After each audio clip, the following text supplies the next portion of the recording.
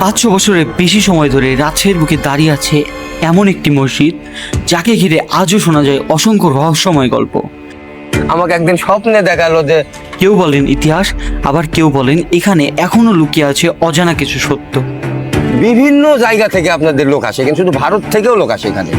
এই মসজিদকে ঘিরে রয়েছে পীরের কেরামতের গল্প, গোপন সুড়ঙ্গের গল্প, মহল পুকুরের গল্প, আর এমন কিছু বিশ্বাস যা আজও মানুষের মুখে মুখে বলে বেড়ায়।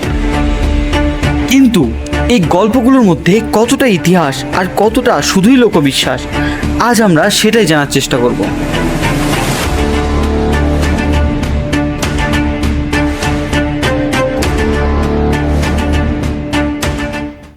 রাজশাহী শহর থেকে প্রায় 41 কিলোমিটার দক্ষিণ পূর্বে বাঘা উপজেলা। আজকের গন্তব্য বাংলাদেশের অন্যতম ঐতিহাসিক নিদর্শন বাঘা শাহী মসজিদ, যে মসজিদের ছবি বাংলাদেশের 50 টাকার নোটেও স্থান পেয়েছে। দূর থেকেই চোখে পড়ে লাল পোড়ামাটির অসাধারণ স্থাপত্য। প্রথম দেখাতেই বোঝা যায় সময়ের সঙ্গে লড়াই করেও এখনো নিজের সৌন্দর্য ধরে রেখেছে এই স্থাপনাটি।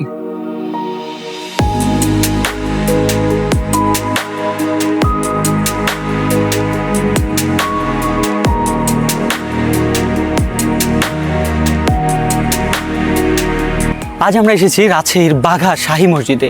শুধু এখানকার ইতিহাস না, এখানকার লোককথা ও রহস্যময় কিছু ঘটনা নিয়েও আজকে আমরা দেখব।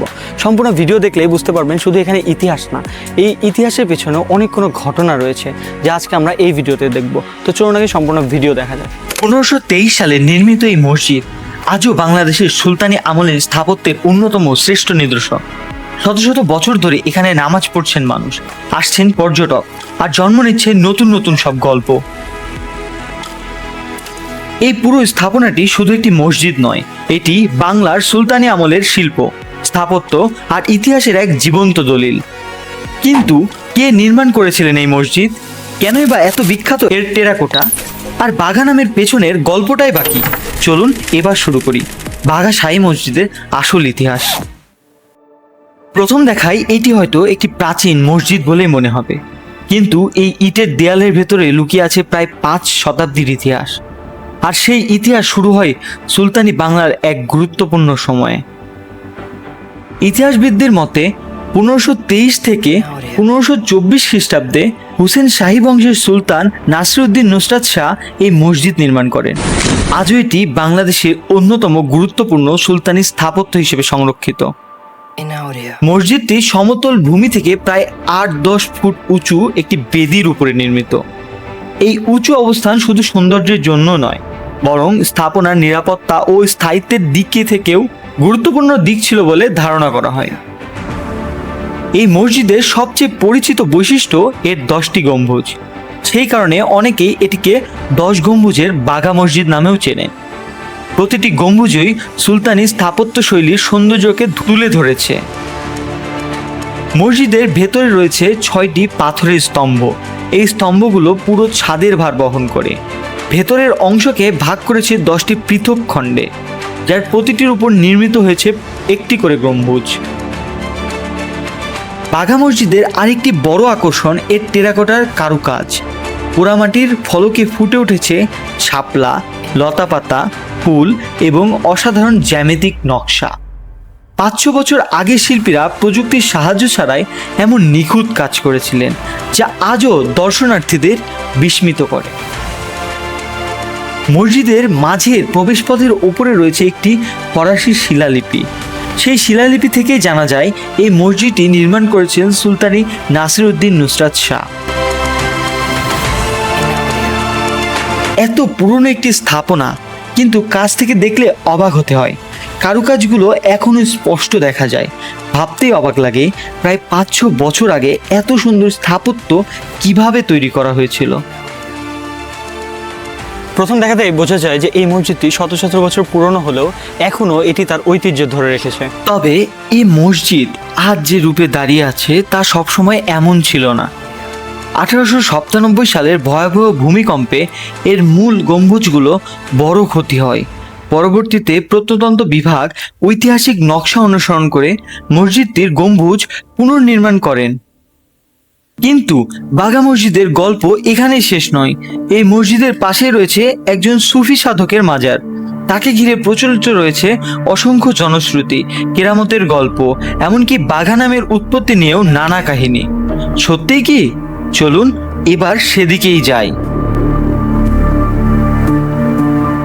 বাঘা শাহী মসজিদের ইতিহাস যেমন সমৃদ্ধ, ঠিক তেমনি এর পাশে থাকা মাজারকে ঘিরেও প্রচলিত রয়েছে অসংখ্য কাহিনী, যেগুলো কিছু ইতিহাসে লেখা আছে আর কিছু শুধু মানুষের মুখে মুখেই বেঁচে আছে।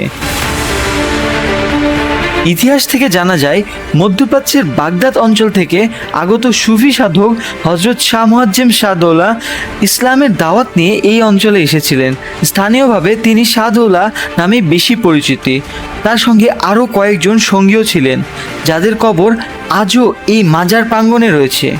তবে এখানে আরেকটি কথা বলে রাখি, এগুলো সব কিছু অনলাইন এবং মানুষের মুখ থেকে শোনা কথা। তো অবশ্যই যে কোনো ইনফরমেশন একদম সত্যি ভাবার আগে অবশ্যই যাচাই করে নেবেন। স্থানীয় মানুষের বিশ্বাস, তিনি শুধু একজন ধর্ম প্রচারক ছিলেন না, বরং একজন অলি ও সাধকও ছিলেন। এ কারণে আজও দেশের বিভিন্ন প্রান্ত থেকে মানুষ এখানে আসেন দোয়া করতে, মানত করতে এবং নিজেদের মনের ইচ্ছা আল্লাহর কাছে তুলে ধরতে। লোকমুখে আরও একটি কাহিনী প্রচলিত আছে। অনেকে বলেন শাহ দৌলা নাকি বাঘের পিঠে চড়ে এই অঞ্চলে এসেছিলেন, আর সেই বাঘ শব্দ থেকেই নাকি এই এলাকার নাম বাঘা হয়েছে। তবে এই ঘটনাটির নির্ভরযোগ্য ঐতিহাসিক প্রমাণ পাওয়া যায়নি। এটি মূলত একটি জনশ্রুতি, যা আজও স্থানীয় মানুষের মধ্যে প্রচলিত। এমন লোককথা শুধু এখানে নয়, বাংলাদেশের অনেক ঐতিহাসিক স্থানকে ঘিরেই আছে। এক একজন এক এক রকম কথা বললেন, কেউ যেন বিশ্বাস করে, কেউ করে না। তবে শুধু এই মাজারই নয়, এই পুরো এলাকাকেই ঘিরে রয়েছে আরও অনেক গল্প, আর তারই অন্যতম সাক্ষী এই বিশাল শাহী দিঘি। মসজিদের পাশেই রয়েছে প্রায় 52 বিঘা জায়গা জুড়ে বিস্তৃত এই শাহী দিঘি। ইতিহাস অনুযায়ী মসজিদ নির্মাণের সময় জনকল্যাণের উদ্দেশ্যে এটি খনন করা হয়েছিল। শীতকালে এখানে আসে অসংখ্য অতিথি পাখি, আর সন্ধ্যা নামলে চারিপাশে পরিবেশ যেন এক ভিন্ন আবহ তৈরি করে। স্থানীয় অনেকেই বলেন এই দিঘিকে ঘিরেও নাকি রয়েছে বিভিন্ন অলৌকিক ঘটনার গল্প। যদিও এসবের কোনো ঐতিহাসিক প্রমাণ নেই, তবুও বছরের পর বছর ধরে এই গল্পগুলো মানুষের মুখে মুখেই বেঁচে আছে। কিন্তু বাঘা শাহী মসজিদের সবচেয়ে আলোচিত রহস্য সম্ভবত এটি নয়। 1997 সালে এই মাজারের পাশেই খনন কাজের সময় মাটির নিচে মিলেছিল এক অদ্ভুত স্থাপনার সন্ধান, যা ঘিরে আজও রয়েছে নানা প্রশ্ন। সেটি কি ছিল? চলুন পরের অংশে আমি সেটি জানানোর চেষ্টা করি আপনাদের। 500 বছরের পুরনো এই স্থাপনাকে ঘিরে সবচেয়ে বেশি প্রশ্ন ওঠে, মাটির নিচে কি লুকিয়েছিল। 1997 সাল, মাজারের পশ্চিম পাশে খনন কাজের সময় প্রত্নতান্ত্রিকরা খুঁজে পান প্রায় 30 ফুট লম্বা এবং 20 ফুট চওড়া একটি বাঁধানো কাঠামো, যাকে বর্তমানে মহল পুকুর নামেও উল্লেখ করা হয়। ঐতিহাসিকবিদদের ধারণা, এই মহল পুকুরটি একটি সুড়ঙ্গ পথের মাধ্যমে অন্দরমহলের সাথে যুক্ত ছিল। 3 দিক থেকে নেমে যাওয়া সিঁড়ির চিহ্নও পাওয়া যায়। তবে পুরো সুড়ঙ্গটি এখন আর উন্মুক্ত নয় এবং এর সম্পূর্ণ ব্যবহারই সম্পর্কে নিশ্চিত তথ্যও পাওয়া যায়নি। আর আমি এই তথ্যটি এআইয়ের মাধ্যমে জানতে পেরেছি। স্থানীয়দের অনেকেই বলেন এই সুড়ঙ্গ নাকি অনেক দূর পর্যন্ত বিস্মৃত ছিল। কেউ বলেন রাজ পরিবারের নিরাপত্তার জন্য, যাতায়াতের জন্য, আবার কেউ বলেন জরুরি সময়ে পালানোর পথ হিসেবে। তবে এইসব দাবির পক্ষে নির্ভরযোগ্য ঐতিহাসিক প্রমাণ নেই। এগুলো মূলত লোকমুখে প্রচলিত কাহিনী।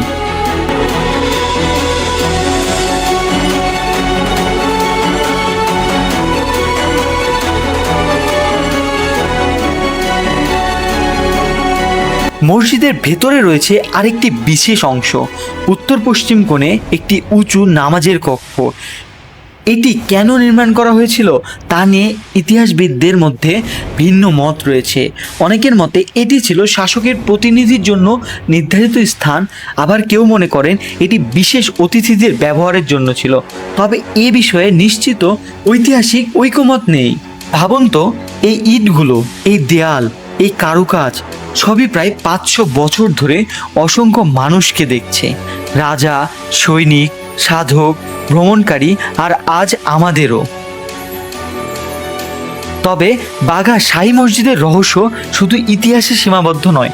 মসজিদের পাশের এই কবরস্থানকে ঘিরেও শোনা যায় নানা অভিজ্ঞতার কথা।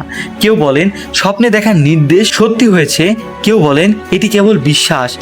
মসজিদের পাশে রয়েছে একটি কবরস্থান, সেগুলো সম্পর্কে অনেক কথাই শোনা যায়। সেগুলো আজকে জানার জন্য আমরা চলে এসেছি মসজিদের একদম পাশে। তো চলুন আগে সেগুলো আমরা জানি।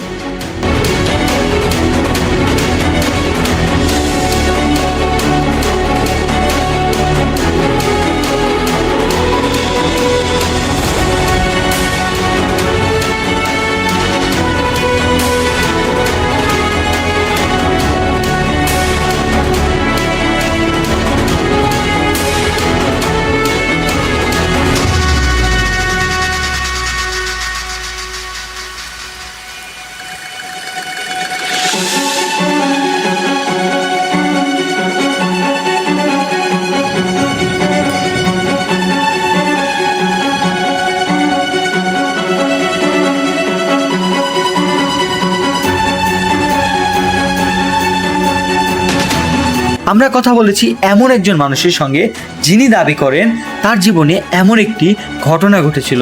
চলুন শুনি তার মুখ থেকেই। এই মাজার সম্পর্কে যে আসলে অনেক মানুষ অনেক কথাই বলে, তো এই মাজার সম্পর্কে আপনি কতটুকু জানেন, এটা একটু আমাদেরকে বললে ভালো হতো। ওই যে এই মাদার সম্পর্কে বাপ শোনো, ঘটনা হচ্ছে আমরা জন্মের পর থেকেই শুনি যে 1505, 2324 খ্রিস্টাব্দে হযরত শাহদুল্লাহ সাহেব এখানে আসেন উনি। হ্যাঁ, আর ওনার সম্মানের জন্য এখানকার এই মসজিদ হয়েছিল এবং এই দিঘিটা কাটছিল ওই হযরত শাহদুল্লাহ সম্মানের জন্য।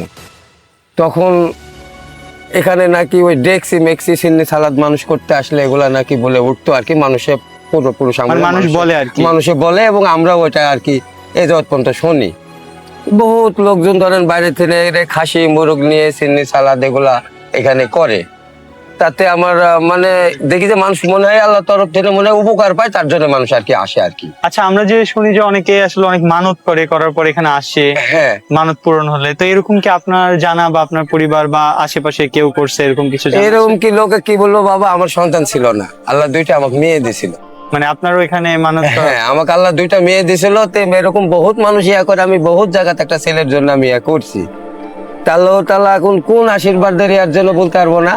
আমাকে একদিন স্বপ্নে দেখালো যে তোর এত বছর পরে একটা তোর সন্তান হবে, তবে দুইটা কালো খাসি তোকে কাইটে মানুষের পাগল ছাগল ডাইকি দিয়ে খাওয়াই দিতে হবে। পরে আপনি এই মানটা? হ্যাঁ, আমার ছেলে কই গেল, এই যে আব্বা আসো আসো আসো আসো আসো, এই দেখেন আমার এই ছেলে। তো আল্লাহর রহমতে এই ছেলেটা আমার ওই আর কি আল্লাহর দোয়ার আশীর্বাদে। তোমার নাম কি? তুমি কোন ক্লাসে পড়াশোনা করো? এটা কি হয় তোমার? নার্সারি। তোমার বাসা কোনটা? আর কিছু জানা আছে এই মাজার সম্পর্কে? এই এইগুলাই, তাছাড়া এখানে ধরেন এই বছর পর প্রতি বছর পর এখানে একটা মেলা হয়। হ্যাঁ, ওই যে উরুস হয়। আচ্ছা। এই অলিদের ইয়ার জন্য উরুস হয় এবং মেলা হয়, তাতে বিভিন্ন জায়গা থেকে আপনাদের লোক আসে, কিন্তু শুধু ভারত থেকেও লোক আসে এখানে। হ্যাঁ, ওইদিকে একজন মনে হয় বললো, শুনলাম। শুধু ভারত থেকেও লোক আসে। এর আগে 7 দিন এই মেলার জন্য ভারতের বর্ডার 7 দিন খোলা থাকতো বাবা, এটা আগে অনেক আগে। এবং আমরাও দেখছি, আমাদের আমলে আমরাও এই যে মোটামুটি 40-45 বছর বয়স আমাদের, আমরাও দেখছি, এই বয়সেও দেখছি আমরা। এই তো দীর্ঘ কিছু মানে মোটামুটি 8-10 বছরের মধ্যে হলো ওগুলা লোকজন আর আসে না, কিন্তু মেলা লাগে। আর হচ্ছে সন্ধ্যার পরে কি এখানে মানুষ যাতায়াত করে এখনো? হ্যাঁ, আসে। আসে। আর এই যে পাশে যে একটা গোরস্থান, যেটা এটা আমাদের এই বাঘার ঐতিহাসিক পারিবারিক না, এটা ঐতিহাসিক কেন্দ্রীয় গোরস্থান। মানে সবাই আসে? সবার বাইরের লোকও যদি মনে করে গোরস্থানে মাটি দিতে পারবে এবং দেয়। আর ওই যে আপনার গোরস্থানের পাশে ডান পাশে দেখলাম আর একটা কি জানি, ওটা যে দরবার শরীফ আর কি, যে গুরুরা বায়াত হয় না, এগুলো করে আছে না, এদের দরবার শরীফ। আচ্ছা, ঠিক আছে। ওই মাজারটা উনাদেরই হযরত শাহ আব্দুল হামিদ দানেশমানের ছেলে, উনি আবার পানির উপর দিয়ে যাতায়াত করতেন। এটা যে কি নিয়ে যাতায়াত করতো নাকি এরকম কিছু শোনা, আমরা শোনা, এবং ওই তারাও বলে, এখন ইতিহাসে আছে, আপনি ইতিহাস পড়ছেন কিনা বলতে পারবো না, ইতিহাস আছে দেখলাম। হ্যাঁ, ইতিহাস পড়ছেন কি কিছু? দেখলাম। পড়লে বুঝতে পারবেন তো পানির উপর দিয়ে নাকি উনি হাঁটা যাওয়া করতেন। হ্যাঁ। তাহলে তো আপনার এখানে তো জন্ম, এখানে তো ছোট আমার থেকে- আমার বাপের জন্ম এখানে, আমার জন্ম এখানে, আমার দাদার জন্ম এখানে, সব আমার অরিজিনাল স্থানীয় লোক এখানকার। একটা জায়গাকে ঘিরে যত বেশি গল্প জন্ম নেয় তত বেশি প্রশ্নও জন্ম নেয়। আজ আমরা শুনলাম ইতিহাস, শুনলাম মানুষের বিশ্বাস, দেখলাম মাজার, দেখলাম মসজিদ, দেখলাম 500 বছরের পুরনো স্থাপত্য, দেখলাম সেই কবরস্থান, আর শুনলাম এমন কিছু ঘটনা যেগুলোর উত্তর হয়তো আজও কারো কাছে নেই। বাঘা শাহী মসজিদ শুধু কি এটি একটি ঐতিহাসিক স্থাপনা, নাকি শত শত মানুষের বিশ্বাসে গড়ে ওঠা এক রহস্যময় স্থান? আজকের ভিডিওতে আমরা কোনো অলৌকিক ঘটনা সত্যতা প্রমাণ করতে আসিনি, আবার কাউকে ভুলও প্রমাণ করতে আসিনি। আমরা শুধু তুলে ধরেছি এখানকার মানুষের মুখে মুখে প্রচলিত গল্প, লোকবিশ্বাস আর ইতিহাসের সঙ্গে জড়িয়ে থাকা কিছু রহস্য। আমি ব্যক্তিগতভাবে মনে করি ইতিহাসকে ইতিহাস হিসেবেই জানা উচিত, আর লোককথাকে লোককথা হিসেবেই জানা উচিত। কারণ অনেক সময় একটি গল্প শত শত বছর টিকে থাকে মানুষের বিশ্বাসের কারণে, আর সেই বিশ্বাসই একটি জায়গাকে রহস্যময় করে তোলে। আমরা কিন্তু 400 বছরের পুরনো একটি মন্দির নিয়েও এমন রহস্যময় ঘটনা আপনাদেরকে জানিয়েছি। সেই ভিডিও যদি দেখে না থাকেন তাহলে আই আইকনে চাপ দিন, অথবা ডিসক্রিপশন বক্স অথবা পিন কমেন্টে চেক করুন, কোথাও একটা লিঙ্ক থাকবে, সেখান থেকে 400 বছরের পুরনো মন্দিরের রহস্যময় ভিডিওটিও দেখে আসবেন। 500 বছরের বেশি সময় ধরে দাঁড়িয়ে আছে এই স্থাপনা। কত রাজা গেছে, কত শাসক গেছে, কত মানুষ এসেছে আবার চলে গেছে, কিন্তু বাঘা শাহী মসজিদ এখনো ইতিহাস আর রহস্যে সাক্ষী হয়ে দাঁড়িয়ে আছে। ভিডিওটি যদি ভালো লেগে থাকে অবশ্যই একটি লাইক করবেন, আপনার ফ্রেন্ডদের কাছে শেয়ার করবেন, আপনার মতামত অবশ্যই কমেন্ট করে জানাবেন। আর এমন ইতিহাস, লোককথা ও রহস্যময় স্থান নিয়ে আরও ভিডিও পেতে চাইলে আমাদের ইউটিউব চ্যানেলটি সাবস্ক্রাইব করবেন, আর অবশ্যই ফেসবুকে ফলো দিতে ভুলবেন না। দেখা হচ্ছে পরের কোনো রহস্যময় অভিযানে।